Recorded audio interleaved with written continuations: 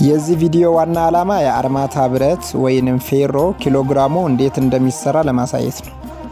ማንኛውም ትልቅ ሳይት ቢሆን ወይንም ትንሽ ሳይት ቢሆን የተለያዩ የብረት አይነቶች ይኖራሉ።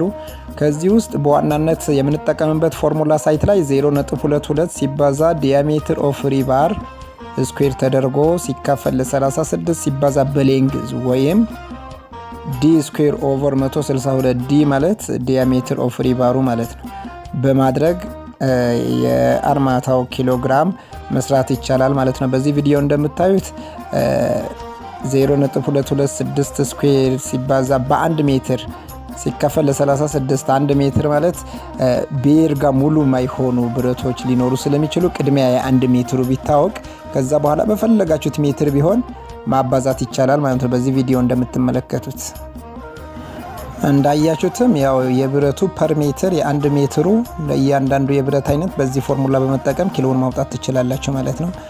ስለዚህ አሁን እዚህ ጋር ሲባዛ በ12 የሚባለው እንደ ስታንዳርድ አገር ውስጥ የሚገቡ ብረቶች በ12 ሜትር ስለሆነ አንድ ቤርጋ የሚቆረጠው ወይም የሚመጣው በ12 ሲባዛ የባለ 10 7.4 የባለ 12 10.65 ያላችሁ በ1 ሜትር ለ1 ሜትር ብላችሁ ያገኛችሁት እንዲህ ነው የምትሰሩት። ለምሳሌ 100 ቤርጋ ባለ 24 ቢኖረን 4262 ኪሎግራም ይኖረናል ወይንም 42 ኩንታል ብረት ይኖራል ማለት ነው።